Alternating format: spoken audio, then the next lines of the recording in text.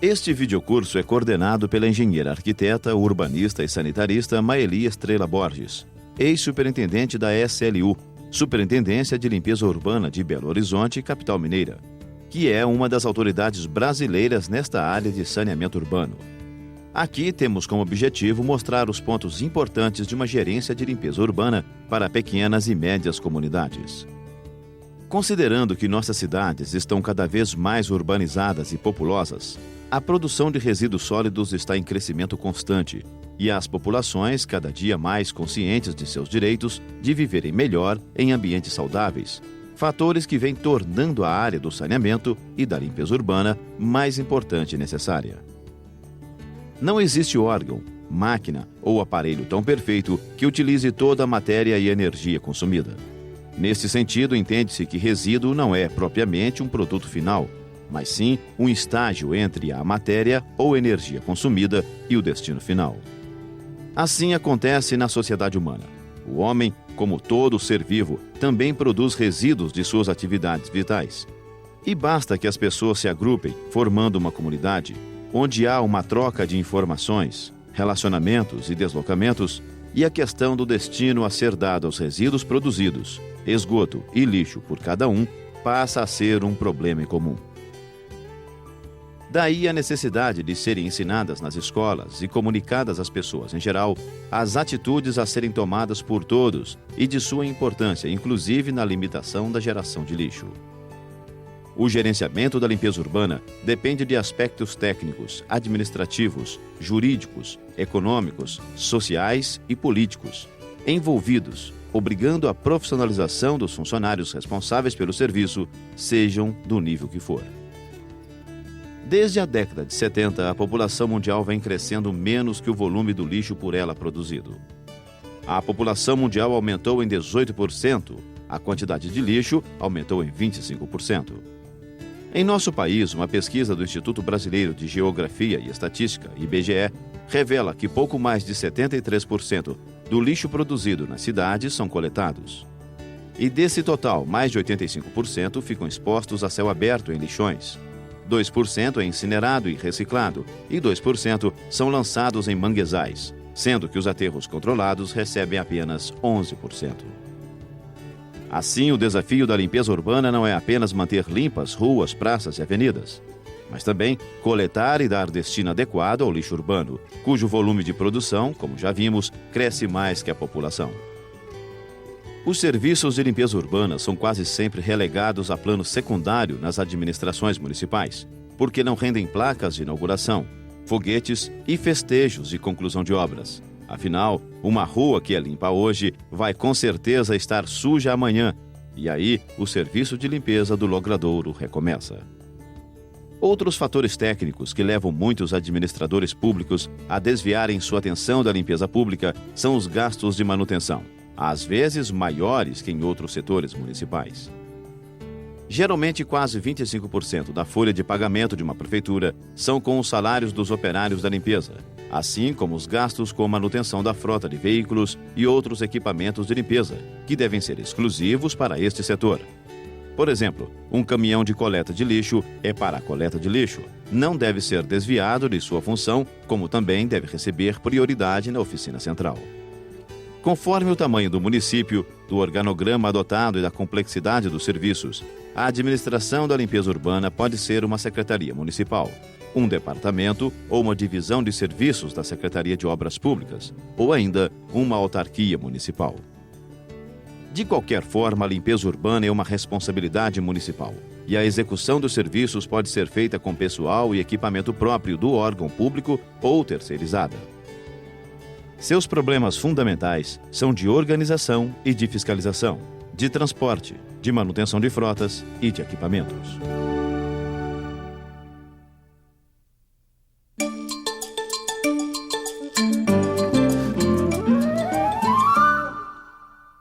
O gerenciamento da limpeza urbana e dos resíduos sólidos, ele só tem um resultado eficiente, eficaz, com sucesso, quando se aplica o planejamento de todas as atividades, quando a gente adota a tecnologia em função da localidade, principalmente com operação criteriosa, e quando há a efetiva participação da comunidade no processo de limpeza.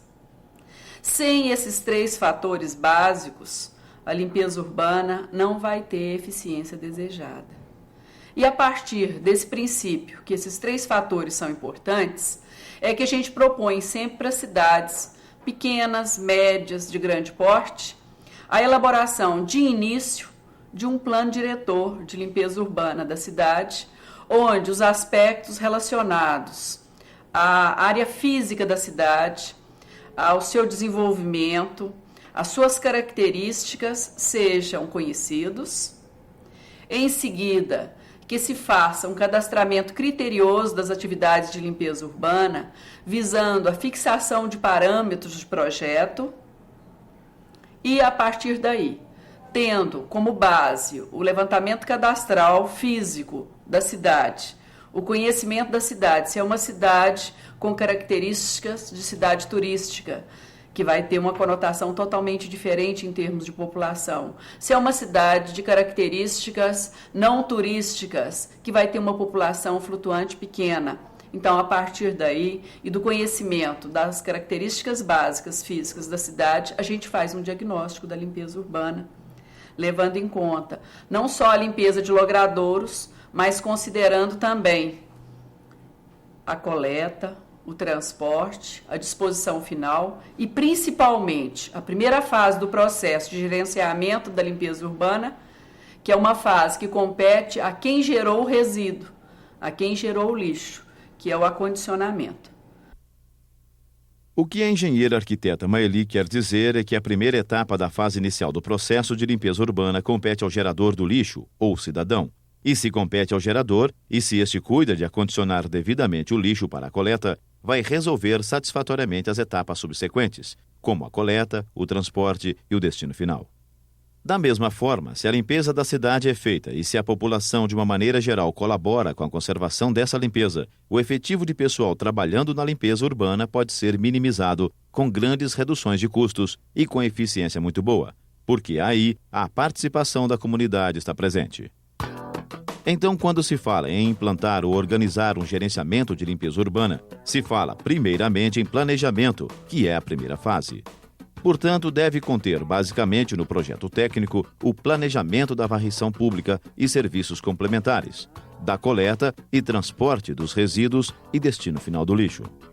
Projeto administrativo tratando da administração propriamente dita, com os aspectos organizacionais burocráticos de uma gerência. Projeto econômico, isto é, o levantamento dos custos envolvidos na implantação, manutenção e administração do processo de gerenciamento. Projeto legislativo, que vai cuidar da legislação específica, conjunto de normas e atribuições, tanto do poder público quanto dos munícipes. Projeto de educação para a limpeza urbana, visando não só as escolas, mas toda a população. E um projeto avaliativo para a avaliação do processo como um todo em suas diferentes etapas e dos custos dos serviços prestados.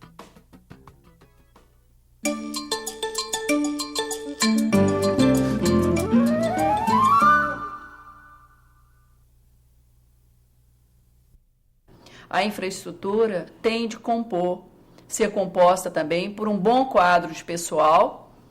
E nesse quadro de pessoal, nós temos o pessoal operacional, o pessoal de fiscalização e de acompanhamento dos serviços, o pessoal de planejamento e o pessoal de fiscalização do munícipe. Com essas equipes, nós complementamos aí com a equipe de mobilização social e educação para a limpeza urbana. Porque, cumprida a etapa do planejamento, nós entramos na etapa da implantação com a mobilização social, dando total suporte para essa implantação.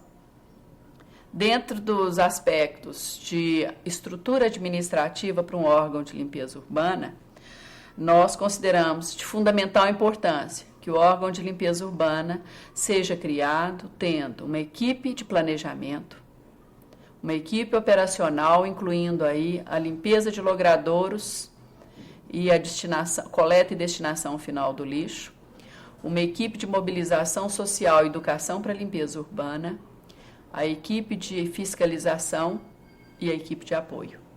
Com essas equipes, a gente consegue formar um quadro de pessoal que venha contemplar a limpeza urbana dentro de um processo de gerenciamento eficiente.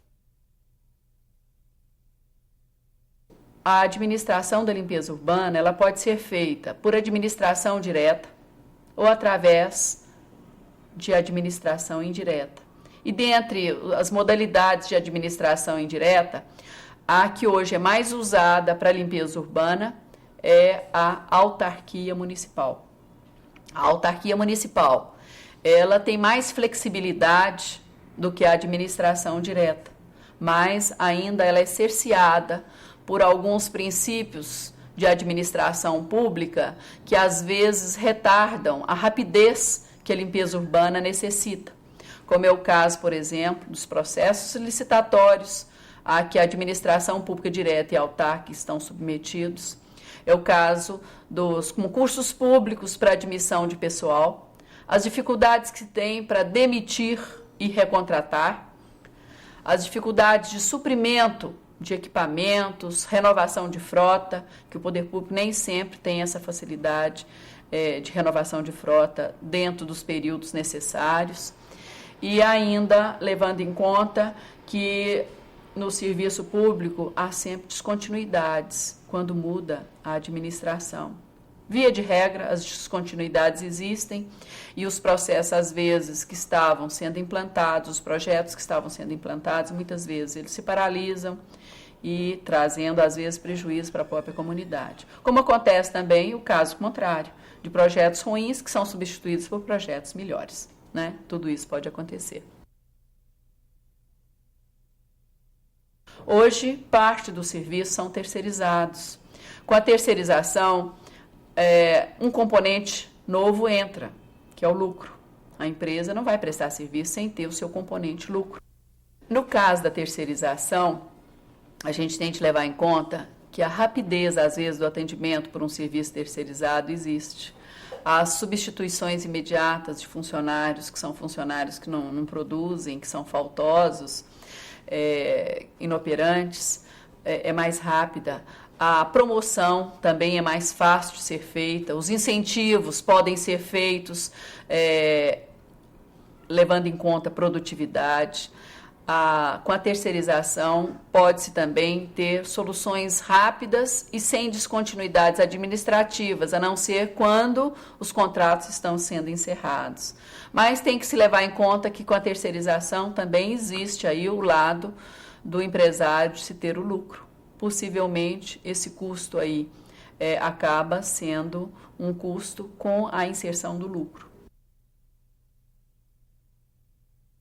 Agora, em qualquer dos casos da terceirização, o que a gente recomenda é que o órgão público faça o planejamento, faça a fiscalização eficiente da prestação desses serviços e, principalmente, o órgão público tenha o controle de custos desses serviços.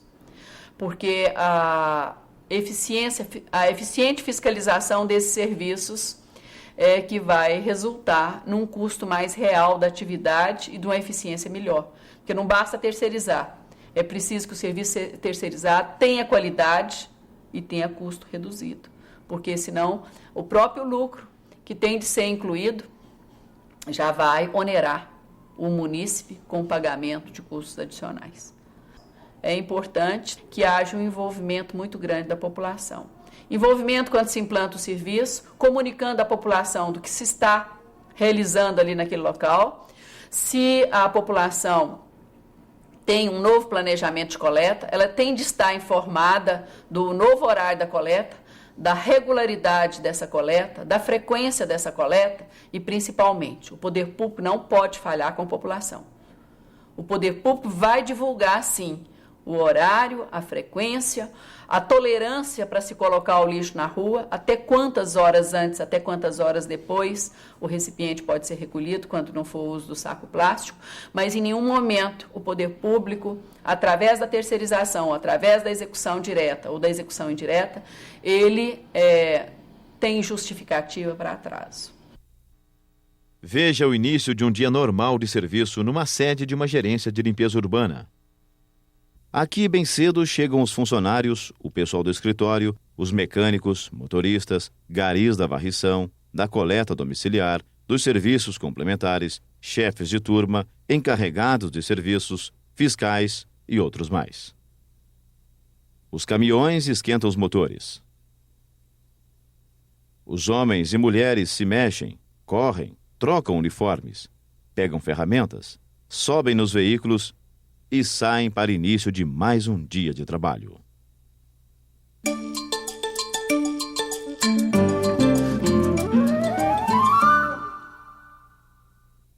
Vamos comentar um pouco sobre os resíduos sólidos urbanos ou lixo urbano, aquele gerado nos domicílios, no comércio, edifícios e vias públicas e na indústria. Aliás, gerenciamento da limpeza urbana de cidade é o gerenciamento do problema do lixo. E nesse caso podemos dizer que há uma importância sanitária e importância social, sobre as quais falaremos mais à frente. Antes, vamos ver como se faz a classificação do lixo.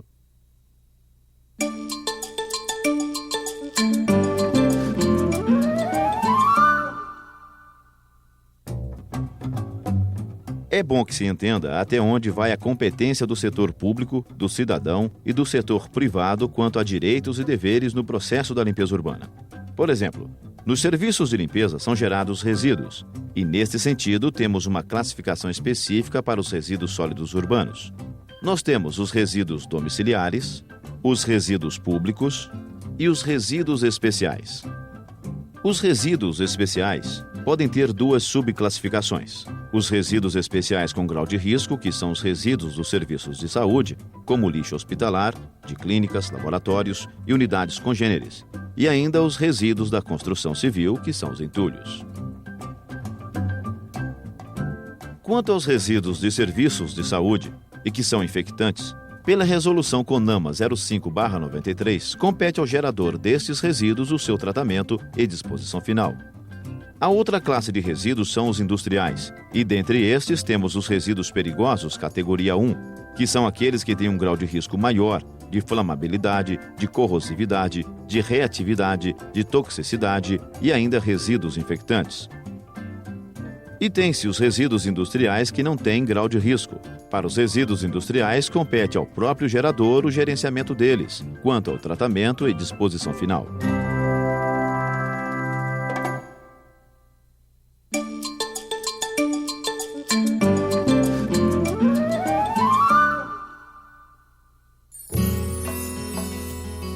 Segundo a ABNT, Associação Brasileira de Normas Técnicas, os resíduos de serviços de saúde estão agrupados em resíduos infectantes, resíduos comuns e resíduos especiais. Resíduos comuns numa unidade hospitalar são os restos de preparo de alimentos dos refeitórios e a limpeza da área administrativa, pois têm característica de lixo domiciliar e cujo gerenciamento compete ao poder público. Os resíduos infectantes são os de origem biológica, sangue e hemoderivados, material cirúrgico, restos de análises patológicas, material pérfuro cortante, como agulhas, bisturis, animais contaminados e restos de alimentos e resíduo de atendimento ao paciente. Portanto, o gerenciamento desses resíduos não compete ao poder público, e sim à fonte geradora, exceto se a fonte geradora fizer a desinfecção e a esterilização desses resíduos dentro da própria unidade de saúde, tornando-os inertizados. Resíduos especiais são os rejeitos radioativos, restos de medicamentos e resíduos químicos perigosos. Estes resíduos não podem ser coletados pelo poder público, a não ser que tenham tratamento prévio de descontaminação. Dentro dos resíduos comuns destaca-se o lixo domiciliar, produzido nas residências, nos prédios públicos e nas escolas. Na sua composição, destaca-se a matéria orgânica como principal componente, o papel e papelão e o plástico. Dentro desta composição, ainda existem aqueles que necessariamente não precisariam ser em lixo, porque poderiam ser reciclados nas indústrias como matéria-prima para a fabricação de novos produtos. Então, dentro desse conceito, temos os materiais recicláveis, a matéria orgânica que pode ser transformada e os resíduos inertes. E nós podemos, de certa forma, gerenciar os resíduos por tipo: papel, papelão, plástico, vidro, metal e outros. Nós estaríamos reduzindo em média 20% do lixo que é coletado e levado para os lixões, com a separação dos recicláveis. Por exemplo, a matéria orgânica que está presente no lixo, na proporção de 50% a 60%, e que pode ser transformada em composto orgânico e voltar para o ciclo ecológico como matéria orgânica umificada, usada na recuperação de solos para a agricultura.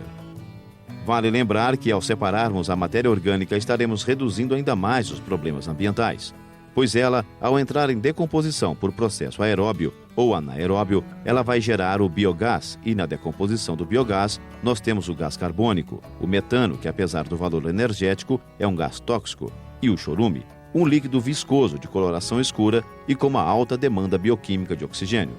Ou seja, é altamente poluidor quando atinge cursos d'água ou disposto no solo. Entretanto, estes dois componentes da decomposição biológica da matéria orgânica deixam de existir quando ela é transformada em composto orgânico, porque a decomposição se faz através de processo aeróbio.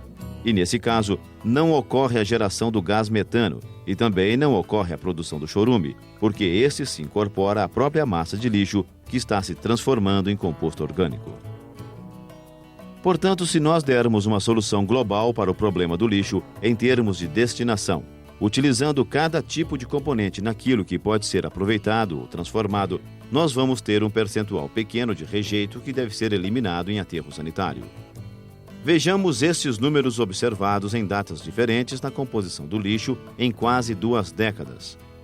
O teor de material orgânico teve uma variação muito pequena, passando de 69,88% em 1972 para 64,4% em 1991.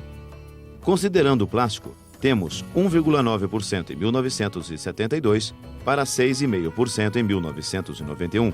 Percebemos uma variação percentual muito maior.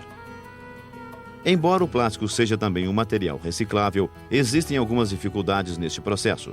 Primeiro, porque nem todo plástico é uma boa matéria reciclável e não pode ser reciclado junto.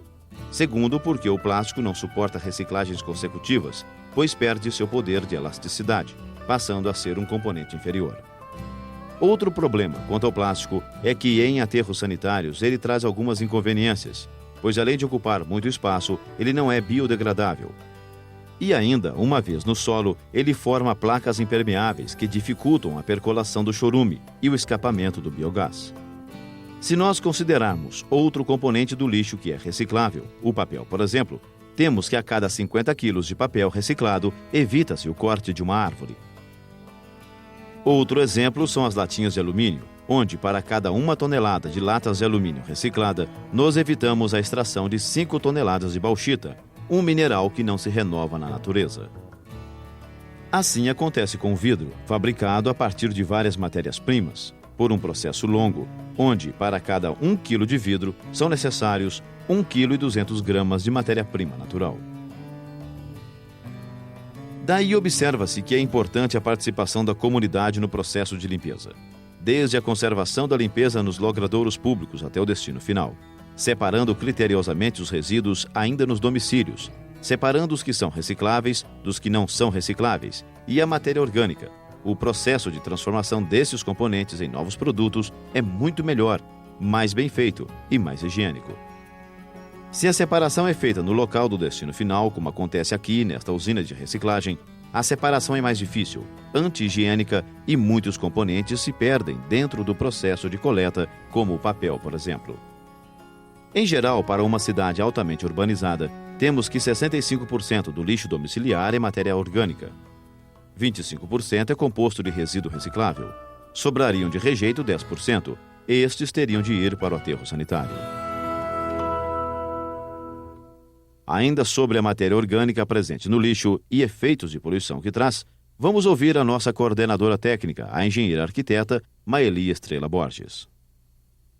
A matéria orgânica que existe no lixo, ela entra em processo de decomposição e nesse processo de decomposição ela vai gerar os gases, que é o biogás, vai gerar o chorume e um outro aspecto que é realmente problemático, principalmente nos despejos de lixo a céu aberto, onde não há uma solução sanitária para a destinação final do lixo, é o problema com relação à poluição. Nós temos aí a presença da poluição do ar pela poeira, pelo mau cheiro, pelos gases, que são gases de decomposição do lixo.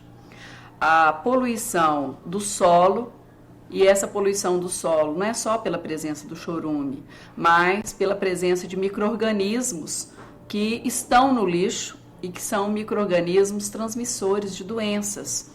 E nós citaríamos 2 tipos de doenças comuns que podem ser transmitidas em lixões, que é o botulismo e o tétano. Além, é claro, das verminoses e da gastroenterite, quando nesses lixões são levados também papel higiênico com excesso de coliformes fecais. Além da poluição do ar, da poluição do solo, há a probabilidade também da poluição das águas. Águas superficiais, de cursos d'água corrente ou águas paradas, lagos, lagoas, ou do lençol da água subterrânea. E, finalmente, a poluição visual. Essa aí é a mais conhecida de todas, porque onde não há uma coleta regular, eficiente, abrangente, o lixo é disposto muitas vezes em locais impróprios, inadequados. E mesmo quando há essa coleta e não há destinação final, a poluição visual ocorre também nos lixões. Agora, se dessa forma o lixo despejado a céu aberto, ele atinge diretamente a pessoa ou a população através da poluição, de forma indireta, esse lixo também atinge a população através de vetores de doenças. E no lixo, a proliferação de insetos, como moscas, mosquitos, baratas, é enorme. A quantidade de ratos que encontram no lixo, água, abrigo e alimento, também é enorme. Além dos animais que se alimentam de lixo, os suínos e as aves. Outras informações, como o peso específico aparente do lixo, a composição química do lixo, a decomposição biológica do lixo e os aspectos epidemiológicos e poluidores do lixo, você verá no manual técnico anexo.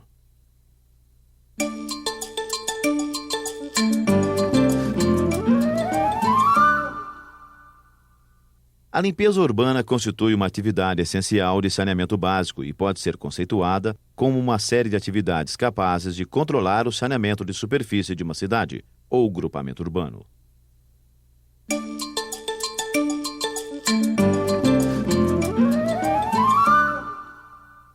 Tendo em vista a necessidade de quantificar de monitorar as extensões varridas, o planejamento é uma metodologia que vem com o objetivo de otimizar o rendimento dessas turmas. De que forma que ele faz? Formalizando os itinerários, determinando a frequência de varrição e mensurando pessoal e equipamento que vai ser utilizado. Como que ele é feito? A etapa inicial é a que a gente chama de cadastro. Nesse cadastro são levantados todos os aspectos físicos e operacionais que vão servir de subsídio para o planejamento. Quais são esses aspectos físicos? A topografia, a arborização, as atividades urbanas, o fluxo de pedestres e de automóveis, se é uma área comercial ou se é uma área residencial. Esses fatores todos vão influenciar no planejamento de varrição porque eles influem diretamente na produtividade, que é o parâmetro principal. É a partir dele que é feita toda a metodologia. É a produtividade que um gari varre por dia, tendo qualidade no serviço prestado. O cadastro, ele informa as ruas que estão sendo varridas operacionalmente, a frequência de varrição com que elas são atendidas e todos esses fatores que eu já citei. De posse desses dados, o planejamento de varrição, ele então otimiza, ele amplia áreas que ainda não estão sendo atendidas e ele dimensiona a equipe e os recursos que vão ser utilizados para varrer uma certa área. Normalmente, o que a gente chama de turma de varrição é uma equipe que tem a responsabilidade de varrer uma área durante uma semana. E baseada na produtividade, a gente calcula quanto que vai varrer por dia e divide isso pela semana. Então, na segunda-feira, elas têm um itinerário próprio que elas vão fazer, na terça, na quarta, na quinta e assim por diante. de forma que no final da semana ela cumpriu toda aquela área que ela estava destinada a varrer. Nessa etapa também deve-se observar a locação dos pontos de apoio à varrição. O que a gente chama de pontos de apoio de varrição são as sedes de varrições, os micropontos, que são pequenos equipamentos do tamanho de uma banca de revista, que serve para dar uma estrutura mínima para o gari. E é perto desse local que ele deve iniciar e terminar a sua jornada de trabalho. Então, o planejamento também tem essa função. Definir roteiros que não tenham percursos mortos, né, sem varrição. Também deve ser observado fatores como segurança do trabalho, ou seja, o gari ele tem que estar de frente para o fluxo de veículos, para que ele possa perceber a proximidade do perigo a que ele está se expondo. E ele tem que usar também os equipamentos de segurança, que são os cones, né, as bandeirolas, que devem ser colocadas 2 metros em média na frente dele. Esses equipamentos todos de proteção individual, eles são, e coletivo também, eles são todos fixados também pelo planejamento. Em geral, a varrição das vias públicas é feita manualmente e tem como vantagens: possibilidade de varrer qualquer tipo de pavimentação, possibilidade de varrer passeios e sarjetas, podendo sem dificuldades contornar obstáculos. Dispensa manutenção de alto custo e investimento inicial é pequeno em ferramentas, carrinhos, uniformes e equipamentos de proteção individual. Entre as dificuldades encontradas na varrição manual estão o crescimento progressivo do custo da mão de obra, a baixa produtividade e a probabilidade de ocorrência de maior número de acidentes do trabalho. Os sistemas de varrição pública mais usados são: varrição corrida, resulta em pequena produção de lixo. É empregada em locais mais distantes ou em ruas com pouco trânsito de pessoas. Varrição com repasse, resulta em grande quantidade de lixo. Em geral, é adotada em trechos comerciais, onde é grande o fluxo de pedestres. Quanto ao sistema de trabalho, deve ser evitado a formação de equipes com grande número de varredores. No planejamento da varrição, deve-se observar alguns fatores como os físicos e socioeconômicos das regiões, tipo de pavimentação das vias, tipos e características das edificações existentes, fluxo de pedestres e veículos, aspecto do comércio, estacionamentos, área comercial, industrial, turística, presença de arborização e outros. Em função da observação desses fatores, deve-se planejar as atividades para que a varrição ocorra conforme o sistema adotado de ser corrida ou com repasse. Assim, determina-se itinerários de varredura, horários, frequência, formação da equipe, equipamentos e ferramentais que serão usados, pontos de coleta e o itinerário para a coleta e o sistema de controle. As equipes de varrição são formadas por 3 ou 2 ou varrição individual. É importante que haja sempre uma sede ou um ponto de apoio operacional, um ponto de reunião como este. Aqui existem vestiários masculino e feminino, cantina, refeitório e almoxerifado e até uma horta comunitária. É daqui que devem partir as equipes de varrição. E também os micropontos de apoio, como estes adotados em Belo Horizonte. Como o próprio nome diz, trata-se de um pequeno ponto de apoio, construído em concreto devidamente regulamentado, segundo a NR24. Dispõe de vaso sanitário, pia, chuveiro, filtro, aquecedor de marmitas, espelho e caixa de ferramentas. Então, a localização das sedes tem que ser em função do próprio planejamento. O próprio planejamento vai definir os percursos produtivos e improdutivos, e cada sede dessa, quanto mais próxima ela estiver do ponto de referência de atuação, melhor. E para os garis, quanto mais próximo eles morarem dessas sedes, tanto melhor, porque vai reduzir, inclusive, tempo de trajeto. As sedes operacionais, elas constituem a infraestrutura de apoio do órgão. Mas, além das sedes operacionais, nós temos que ter também um bom sistema de manutenção e de recuperação de ferramental. Manutenção de veículos e equipamentos, porque a manutenção dos veículos e equipamentos é que vai garantir a eficiência do trabalho com uma vida útil maior, e a manutenção dos ferramentais, a recuperação de ferramentais, vai reduzir custos com novos ferramentais que possivelmente viriam substituir esses recuperados. Então, essa parte de apoio, nós consideramos esses dois lados. A infraestrutura física, onde o gari tem ali satisfeitas suas necessidades básicas de conforto e higiene no trabalho, e a parte de manutenção de veículos e equipamentos, que é uma infraestrutura de apoio importantíssima. Essa infraestrutura de apoio, ela prevê, no caso dos equipamentos, que se tenha com rapidez o suprimento de todo o equipamento necessário, principalmente peças e componentes desses equipamentos, que são os equipamentos de trabalho.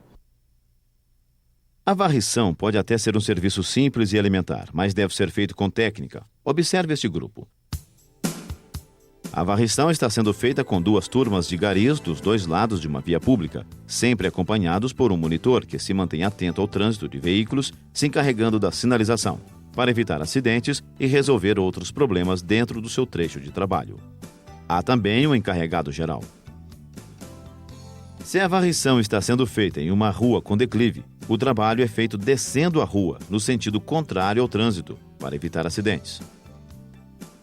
Uma equipe de varrição é composta por varredores que usam vassouras especiais, feitas a partir de PETs de refrigerantes vazios e jogados no lixo, ou feitas com folhas de palmeira. Carrinheiros com pás para recolhimento do lixo e eventualmente enxada.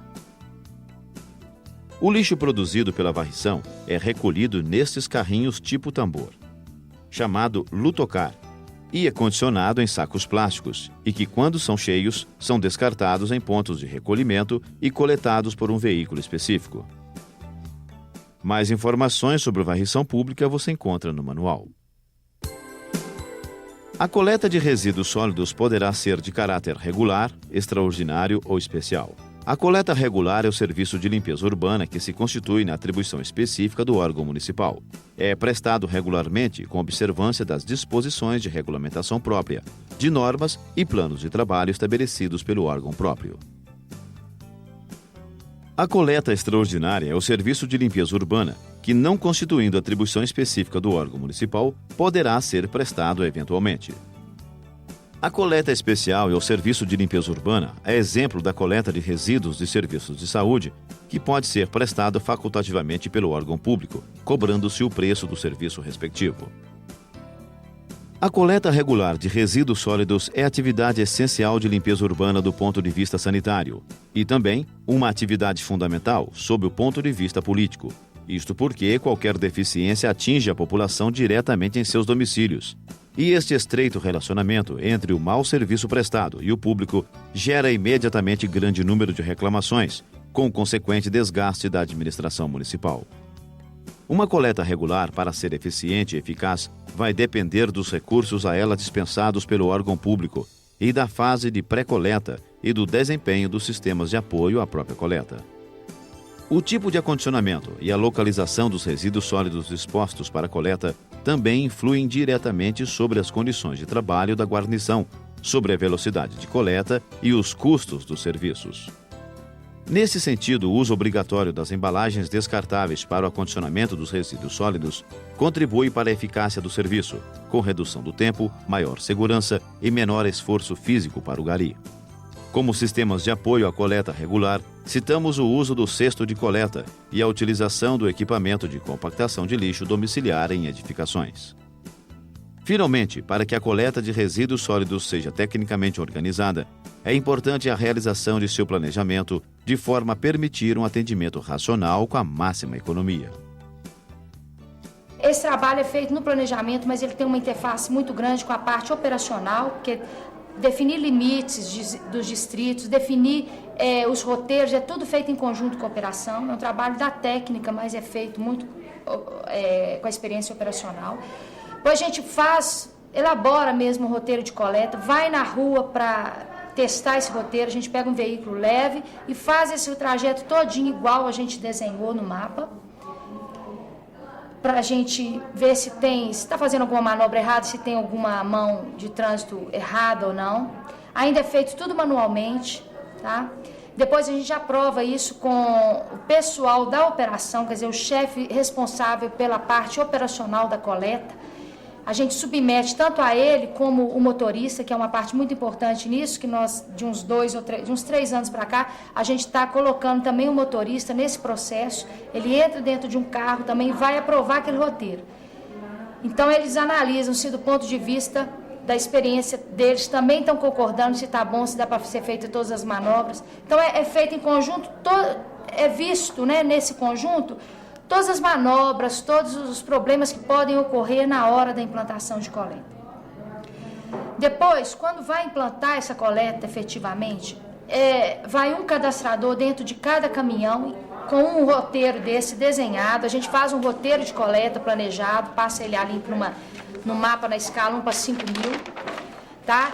Mostrando uma coleta inteira, assim, contínua, sem determinar as viagens, do início ao fim, com a legenda. O que a gente faz?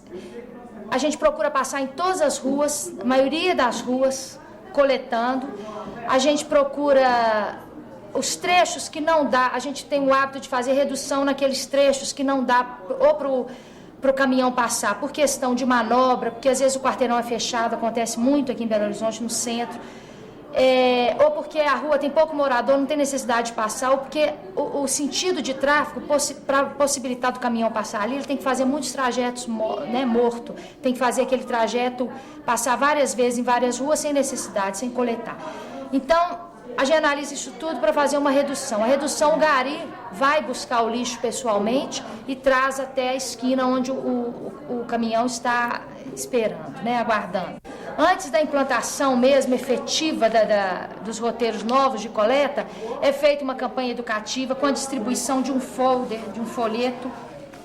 O nosso folheto, o modelo do nosso folheto é esse aqui, né, que tem várias explicações aqui sobre a coleta, sobre coleta seletiva, sobre várias atividades da SLU. Ele é educativo e aqui nós marcamos os dias certos da coleta e o horário que o munícipe deve expor o seu lixo, né, que é até 1 hora antes daquele horário previsto para passar o caminhão de coleta, para que não fique exposto mais de 1 hora. Qualquer que seja o caráter peculiar do serviço de coleta prestado pelo órgão público municipal, há sempre a necessidade da adequação de uma frota de veículos à demanda dos serviços. Esse transporte de resíduos sólidos deverá se processar com observância de critérios econômicos, mas não significa adaptações mal feitas ou improvisos.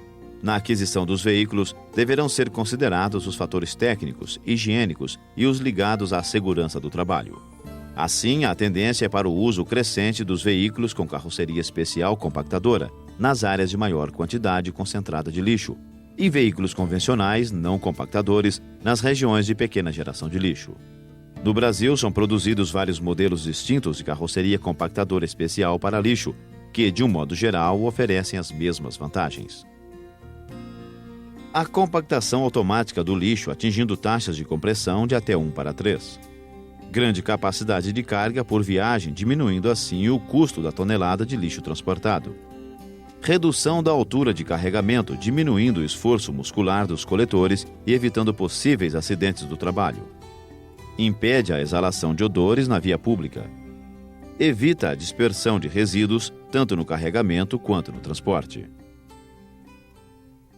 A coleta é um serviço que exige esforço físico e muita atenção do motorista do caminhão coletor e dos garis. É uma atividade de risco. Infelizmente, em muitas cidades, a coleta é feita de forma improvisada, com caminhões de caçamba aberta ou outros veículos não apropriados. Veja esta improvisação.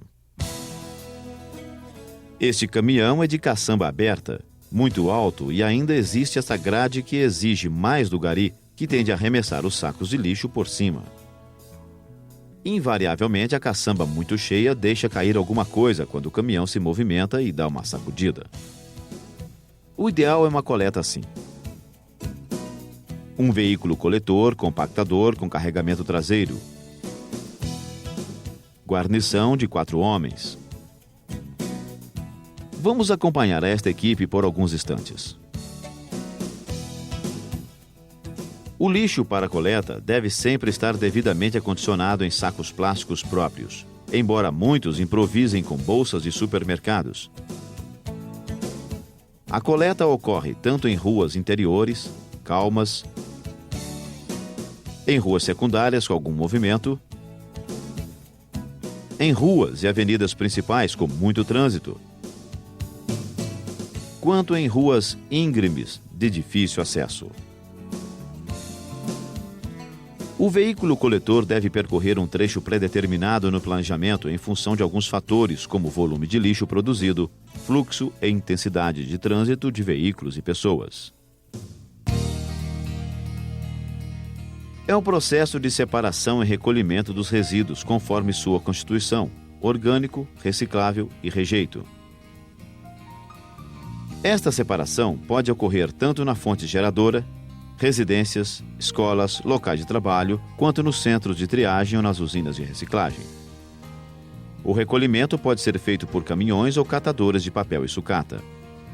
Outra alternativa é a entrega voluntária dos materiais recicláveis em locais previamente estabelecidos, contendo recipientes para cada tipo de resíduo. A coleta seletiva possibilita o melhor reaproveitamento do que consideramos lixo, mas que são resíduos recicláveis. Estes materiais continuam sendo matéria-prima para novos produtos. Para se proceder à coleta seletiva, é essencial que o material seja separado e acondicionado. Veja como. Os vasilhames, vidro, lata e plástico devem ser enxaguados após o uso. Assim, evita-se o surgimento de cheiro e o aparecimento de animais, aumentando o valor de revenda. As latas, além de limpas, deverão ter as tampas pressionadas para dentro para evitar acidentes. Os papéis deverão estar secos e, de preferência, não amassados, pois ocupam menor espaço e têm mais valor. Os materiais cortantes, como vidro quebrado e outros, devem ser embalados em papéis grossos, jornais dobrados, por exemplo, para evitar acidentes.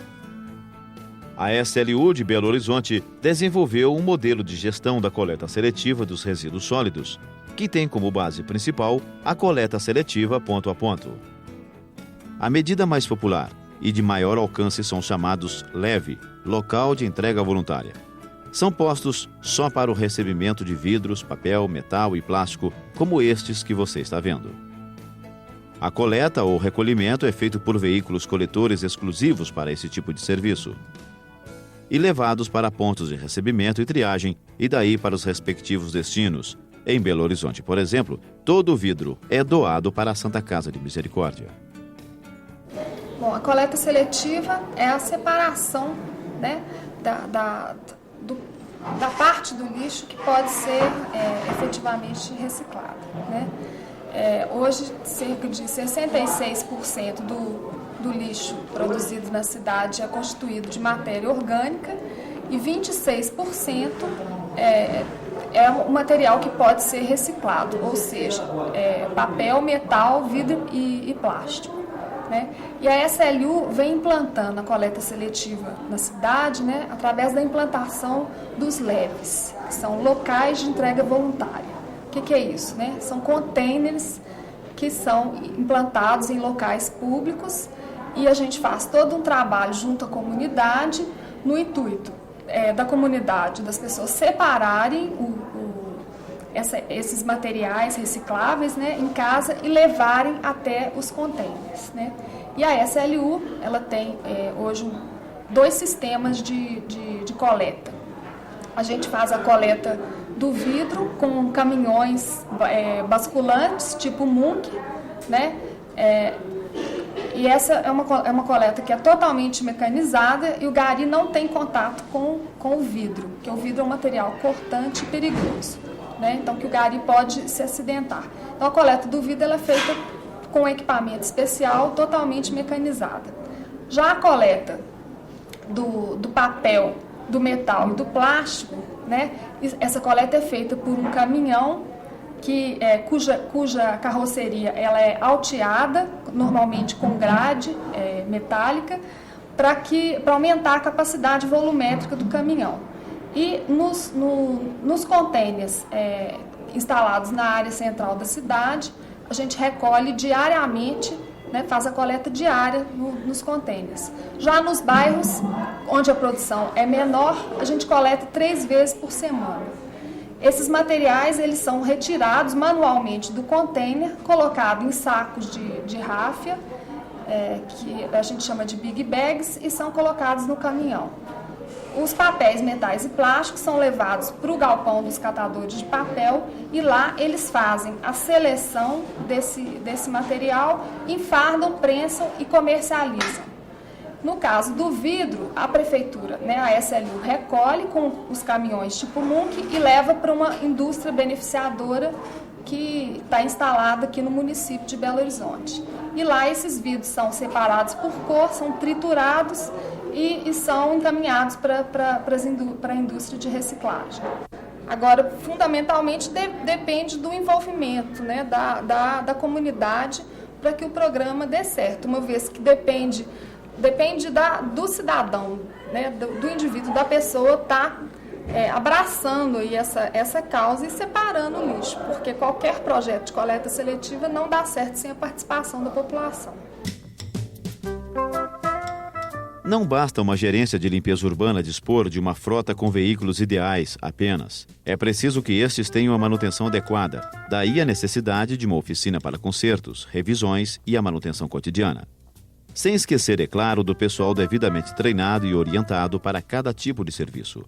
Aqui, cada equipe tem seu ferramentário próprio e as ordens de serviço não se misturam, isto é, cada um faz o seu trabalho até terminar. Numa oficina como essa, são realizados serviços de manutenção preventiva programada, consertos mecânicos, recuperação de veículos acidentados, reforma de equipamentos compactadores. Uma ferramentaria com todas as ferramentas e outros equipamentos necessários. Um almoxerifado com peças sobressalentes originais.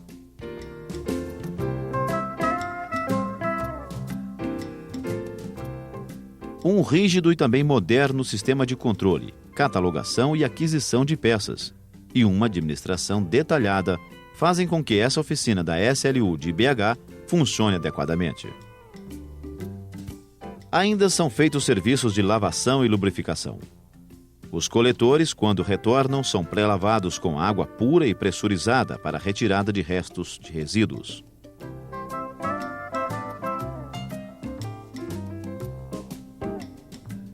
Depois recebem uma lavação completa com água mais produtos como desengraxantes, shampoo e bactericida. A lubrificação é feita regularmente para evitar que atritos danifiquem peças importantes, e uma boa lubrificação com troca de óleo e filtros é parte fundamental para o perfeito desempenho dos equipamentos e veículos e prolongamento da vida útil. Serviços de borracharia. Estes coletores trafegam pesados e por muitas vias com pavimentação deficiente. Para se ter uma ideia, um pneu com medida 1000/20 roda dianteira dura em média 18.300 km. E na roda traseira, um pneu desses dura 23.900 km, incluindo 3 reformas. Outras atividades executadas numa oficina dessas são perícias, inspeções, emplacamentos, palestras para motoristas e garis, curso de direção defensiva, treinamentos de mecânicos e outros. Em termos de Brasil, hoje são basicamente utilizados caminhões com equipamentos compactadores. Esses equipamentos são responsáveis pela coleta, e compactação do lixo e o seu transporte para o aterro sanitário. O que deve ser levado em conta é o que você tem que balizar para a escolha desses equipamentos, tá? Como o tipo de lixo a ser coletado, a quantidade de lixo a ser coletado, a topografia da cidade, a quantidade de lixo que você vai levar, e tipo de equipamento no que diz respeito à própria coleta em si. Se você tem uma coleta containerizada, você tem que ter o dispositivo de container.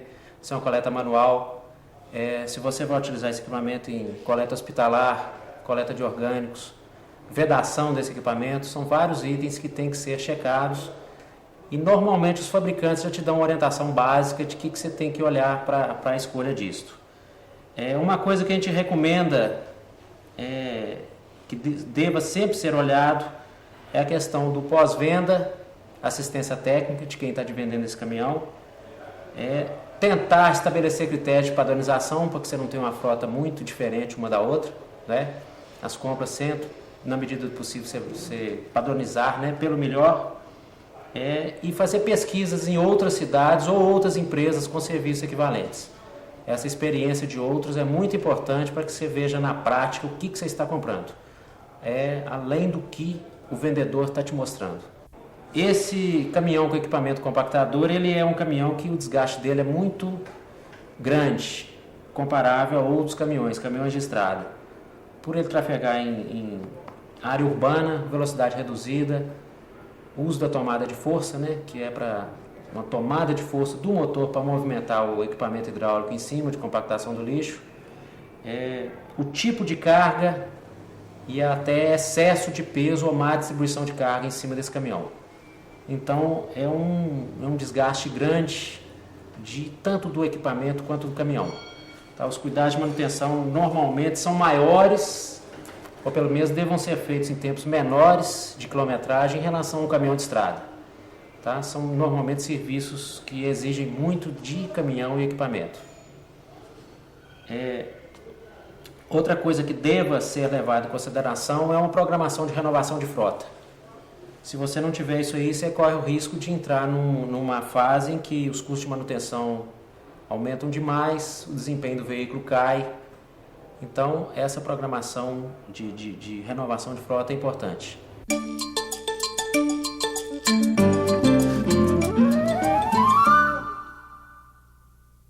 Podemos dizer, portanto, que a solução do problema do lixo apresenta dois aspectos importantes: importância sanitária e importância social.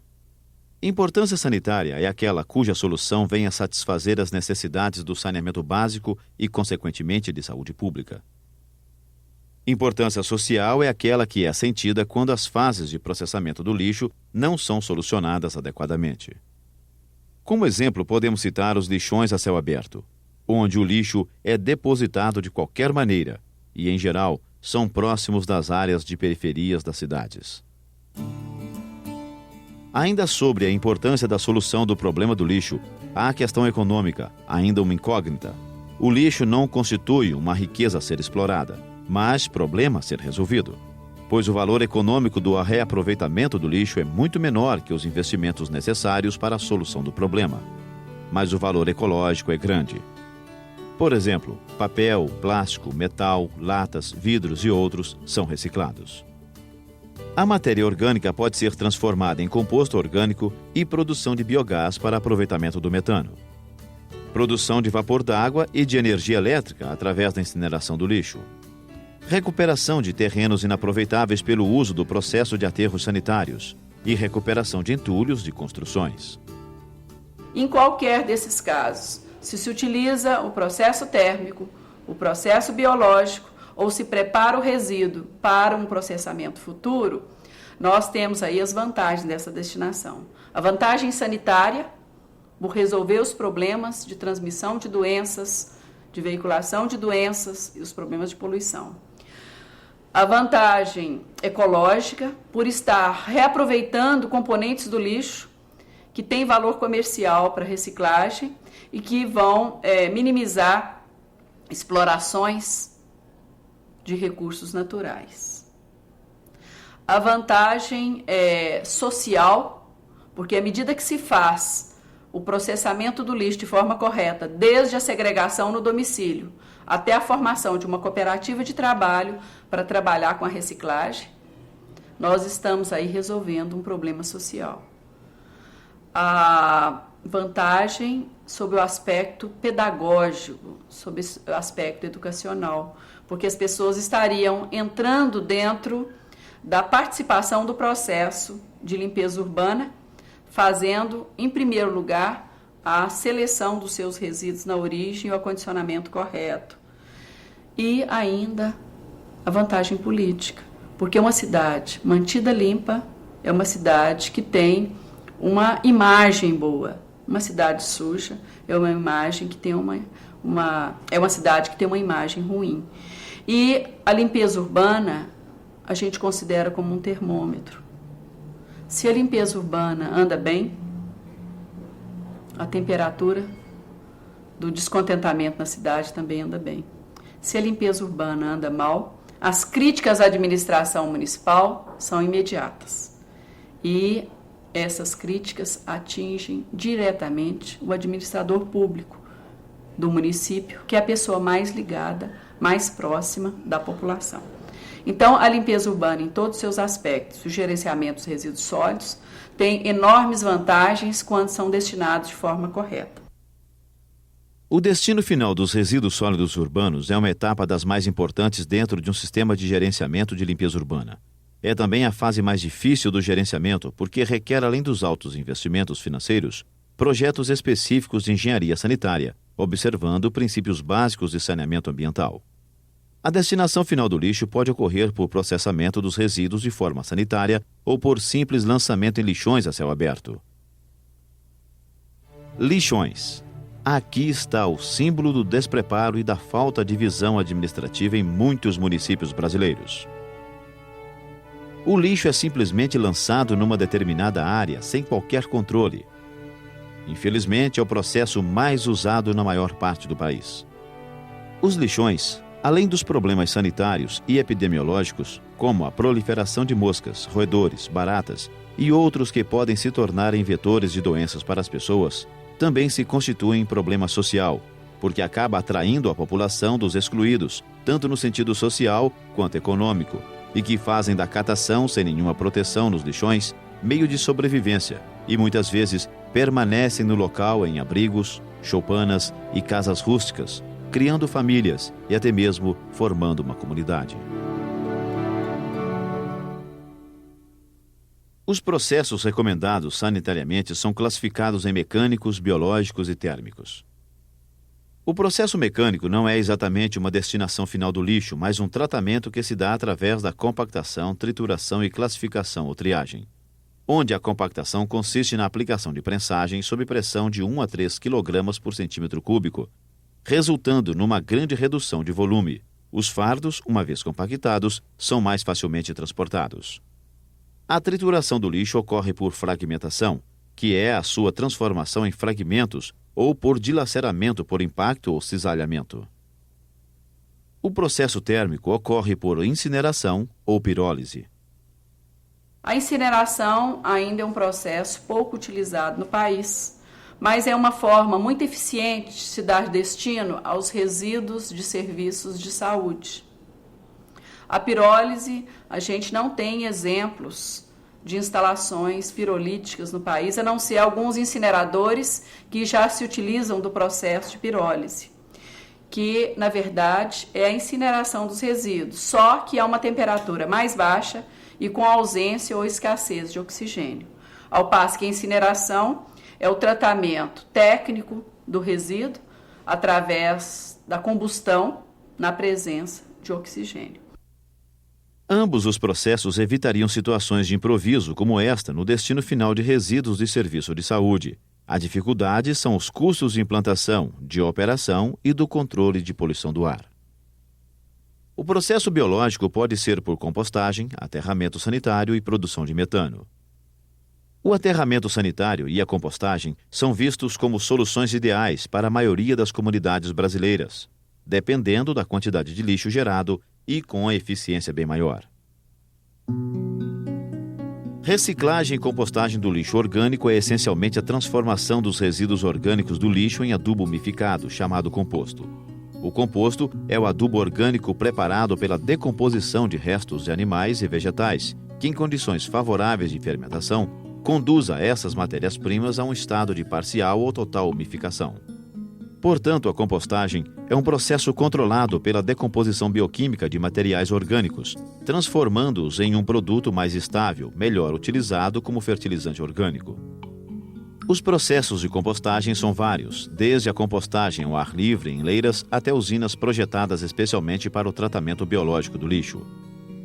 O sistema em leiras é o mais elementar e mais antigo. Para um bom resultado, é importante que o lixo receba um tratamento mecânico antes da triagem, onde se faz a separação dos componentes que são prejudiciais, seguida de moagem para reduzir a granulação e facilitar a homogeneização do produto, facilitando o manuseio e a fermentação. Outras informações você pode obter assistindo o filme Lixo, Reciclagem e Compostagem, produzido pelo CPT, e no manual que acompanha esta fita. Você pode observar que uma usina de reciclagem e compostagem exige um certo número de pessoas trabalhando, o que vai depender do volume de lixo coletado e destinado para a compostagem. Mas é importante que seu projeto seja desenvolvido por um profissional do ramo da engenharia com conhecimentos na área de saneamento e engenharia sanitária. De uma maneira geral, nas cidades, pelo menos 60% do lixo é constituído de resíduo orgânico, isto é, sobras de alimentos, cascas de frutas e legumes, verduras, podas de arborização e de gramados. Um programa de compostagem consiste no reaproveitamento do resíduo orgânico proveniente de mercados, supermercado, feiras, sacolões, restaurantes e dos locais de poda. O programa de compostagem da SLU, ele é desenvolvido em 2 etapas. Primeiro, a coleta seletiva de resíduos orgânicos, que é feito em alguns mercados, supermercados, sacolões e estabelecimentos congêneres da cidade. A gente coleta seletivamente o resíduo orgânico e traz aqui para o pátio de compostagem, onde esse resíduo ele é misturado com a poda da arborização pública triturada, que a gente tritura aqui no pátio também, em proporção de 60% de resíduo orgânico e 40% de poda, para a formação das leiras de compostagem. As leiras, elas ficam dispostas no pátio, durante a fase ativa por volta de 3 meses e durante a maturação por 1 mês. Então, o total do processo está demorando em torno de 4 meses, né? E durante todo esse processo, as leiras são reviradas por meio de uma pá carregadeira. Elas são reviradas periodicamente, durante a fase ativa, em média, a cada 2 dias, e durante a maturação, 1 vez por semana. Durante todo esse processo, a compostagem ela é monitorada. Então, tem parâmetros físico-químicos e microbiológicos que são monitorados. Os parâmetros químicos, né, físico-químicos, são umidade, pH, sólidos voláteis, nitrogênio, carbono, fósforo, potássio, relação CN e os metais pesados. São 7 metais pesados que a gente monitora. E os parâmetros microbiológicos, que são teor de coliformes fecais e streptococcus fecais. Então, a gente tem algumas análises que são feitas em nosso laboratório, aqui da SLU, e algumas que são contratadas em laboratórios externos, né? Esta é uma estação de reciclagem de entulhos de construção civil da Superintendência de Limpeza Urbana de Belo Horizonte.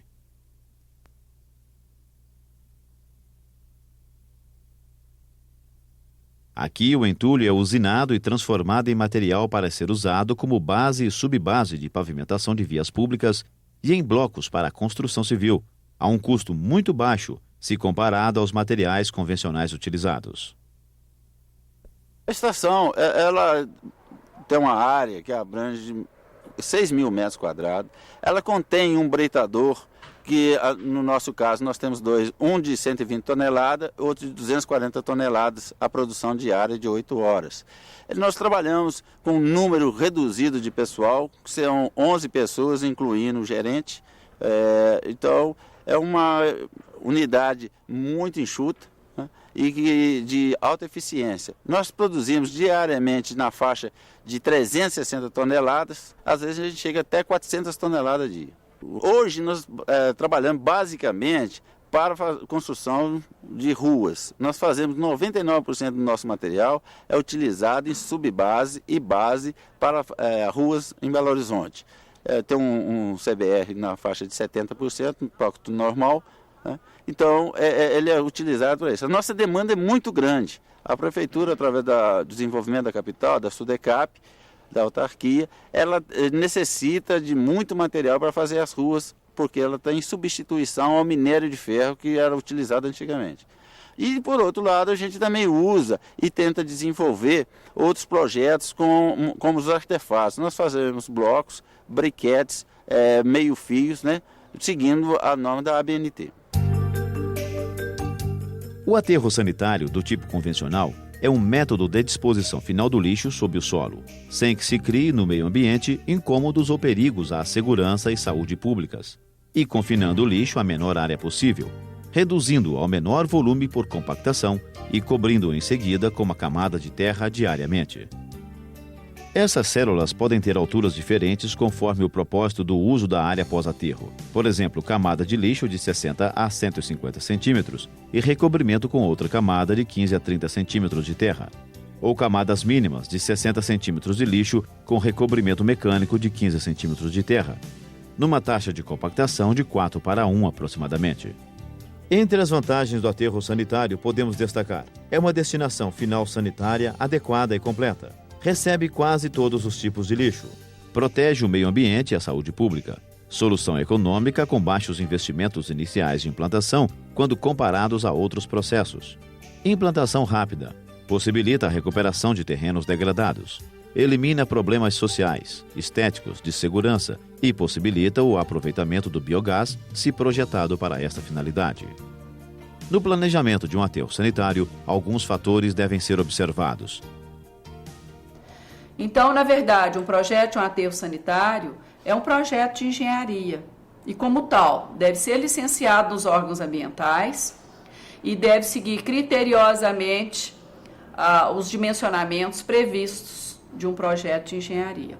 Além desses aspectos, nós não temos dois a considerar nos aterros, que é a questão dos monitoramentos que são necessários, monitoramento da água subterrânea, monitoramento da água superficial, monitoramento do tratamento do chorume, avaliação dos recalques diferenciais decorrentes da própria compactação do lixo e da decomposição biológica.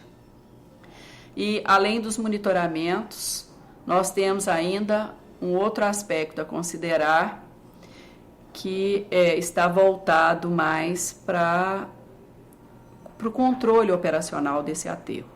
O controle operacional desse aterro é feito com a operação criteriosa, colocando o lixo o mais próximo possível da frente de trabalho, o trator compactador com peso operacional acima de 15 toneladas, ele deve compactar esse lixo de baixo para cima, passando sobre esse lixo de 4 a 5 vezes para conseguir o maior grau de compactação possível. E imediatamente, após compactar o lixo dentro da altura de camada que foi prevista, ele deve imediatamente recobrir esse lixo com terra. O recobrimento do lixo com terra é diário e a menores intervalos, se fizer necessário. Portanto, para selecionar um terreno para aterro sanitário, é necessário que sejam verificados alguns parâmetros e observadas algumas condições. Para projetos de aterros, deve-se contar com assistência técnica de profissionais do ramo de engenharia civil, arquitetura e sanitária. De acordo com as características locais, os aterros sanitários podem ser executados por 3 métodos distintos: método da trincheira, método da área, método da rampa. O método da trincheira é usado em terrenos planos, onde são feitas escavações no solo com largura variável entre 10 a 30 metros e profundidade de 3 metros. O método da área é utilizado em zonas baixas, onde não existe possibilidade de aproveitamento do solo local para material de cobertura. O método da rampa consiste no aterro feito com aproveitamento de um talude natural ou construído onde o lixo é compactado de encontro a esse talude. No projeto do aterro, define-se também as drenagens de líquidos, chorume e águas pluviais e do biogás. O biogás é resultante da decomposição biológica do lixo e é composto de CO2 e CH4, o metano, que é inflamável. O controle da geração e saída desses gases deve ser realizado através de drenagem vertical.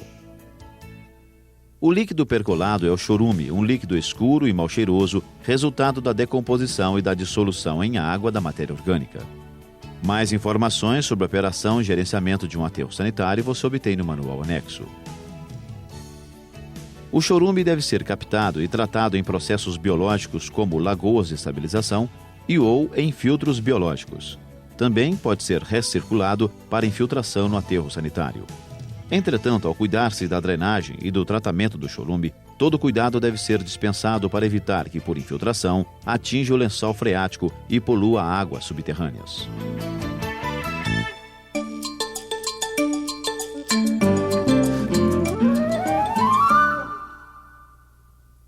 Conforme já mencionamos anteriormente, a prestação destes serviços visam complementar os serviços de varrição das vias públicas e a coleta do lixo domiciliar. A capina manual, ela compreende exatamente a retirada total do mato. Tanto a retirada do mato, como a retirada de tocos, de pequenos arbustos, de roçadas anteriores, bem como a raspagem de resíduos que porventura existam naquele logradouro, terra, restos de entulho, restos de lixo, varrição, para complementar e ressaltar o aspecto da limpeza. No caso da capina química, que é um outro procedimento, deve-se tomar uma série de cuidados com relação à aplicação, inclusive que se tenha o acompanhamento de um engenheiro agrônomo, porque trata-se de um produto bastante forte e que, se for mal utilizado, pode provocar a morte de árvores, a morte de jardins e até de animais, né? Causando inclusive alguns malefícios para a saúde do ser humano. A roçada é muito utilizada em taludes, em beiras de córregos, exatamente para que não se retire todo o mato ali existente, evitando-se assim erosões dos terrenos e que as chuvas provoquem o carreamento de parte dessa terra para o córrego, para o rio ou até mesmo para as vias públicas. Essa roçada pode ser feita de forma manual, com foices, ou pode ser feita também com roçadeiras mecânicas. É muito utilizado isso. As touceiras, no caso da roçada, elas devem ficar no máximo, como padrão de qualidade, a 15 centímetros da terra, do solo. 15 centímetros de altura no máximo. Pra você fazer uma roçada que seja de um padrão de qualidade muito bom.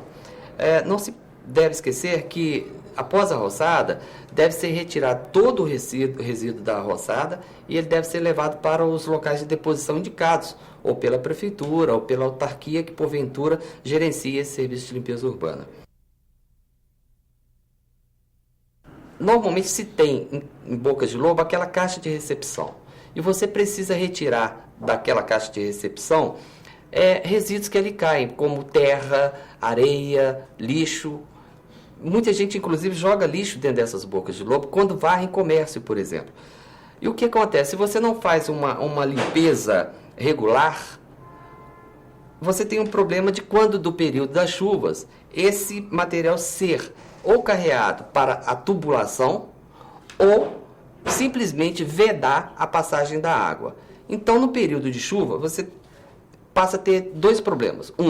Você não consegue ter a vazão da água, e você provoca um alagamento daquele logradouro, principalmente se ele estiver situado numa região mais baixa da cidade. Então é um trabalho que é preventivo e que evita uma série de problemas, tanto para os transeuntes como para os veículos. Outros serviços são: lava-se com água, detergente e desodorizadores. É fator de embelezamento e orientação do tráfego de veículos. Remoção de restos do comércio, podendo incluir a lavação do local. Limpa-se tanto as praias de água salgada como as de água doce.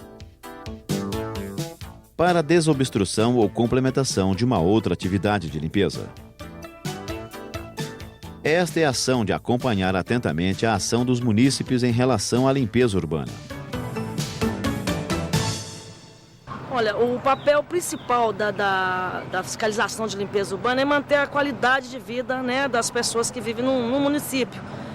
Tentando fazer com que essas pessoas entendam e conscientizar essas pessoas no sentido de que o lixo tem que ter uma destinação correta e o comportamento da população é fundamental, né? Então, o fiscal de limpeza urbana, o principal papel dele é justamente trabalhar junto à comunidade para que a comunidade se conscientize da importância da destinação correta do lixo, né? Nós trabalhamos em convênio, em conjunto com a operação, sem a qual não é possível, né, nenhuma atuação, porque nós não teríamos nenhum sucesso se não fosse a a atuação conjunta da fiscalização com a operação, porque nós estamos aqui hoje numa sede descentralizada, todas as sedes são descentralizadas. Se a fiscalização ficasse num reduto que não tivesse trabalhando em conjunto com a operação, não seria possível o sucesso, né, que nós temos, o resultado que nós temos, tanto junto à comunidade como para a SLU também. E por fim, é importante lembrar que sem uma participação efetiva dos munícipes, desde os mais novos, já em idade escolar, nenhum planejamento de gerência de limpeza urbana dará certo. Não adianta o poder público impor e trabalhar sozinho. Nesse sentido, é que se faz necessário um projeto de educação em limpeza urbana nas escolas, nas associações de bairros e ao público em geral. Esse trabalho, ele nasceu de uma necessidade básica que nós havíamos sentido. Em vários momentos, nós percebíamos que nós estávamos perdendo dia de trabalho de servidor em função de uma desinformação total da população. Por exemplo, o coletor ele tinha um acidente de trabalho e esse acidente ele provocava um atestado de no mínimo 15 dias de afastamento. Qual que era a causa desse acidente? Era um caco de vidro jogado no lixo. Então nós começamos a perceber que se a população estivesse informada e consciente da necessidade de enrolar esse caco de vidro e acondicionar adequadamente, nós estaríamos evitando um servidor acidentado, nós estaríamos evitando dias de afastamento e, consequentemente, nós estaríamos trazendo uma maior eficiência do nosso órgão a nível de trabalho. Então, ele nasceu exatamente de pontos práticos, pontos vivenciados. A Gari varria uma determinada rua 3, 4 vezes por dia e aquele ponto continuava sendo sujo, ele estava sujo em função de quê? De uma desinformação da população e em função de não se perceber que o local mais limpo não é aquele que se varre, mas é aquele que menos se suja. Então, a nossa ideia nasceu exatamente daí, educar para que não haja necessidade de se varrer mais vezes, mas que a gente passe a sujar menos aquele trecho. Então, a economia está exatamente nesse ponto.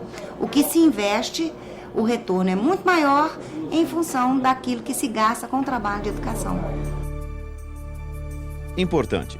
Antes que você inicie o planejamento de sua gerência de limpeza urbana, procure mais informações. Visite gerenciamentos em atividade.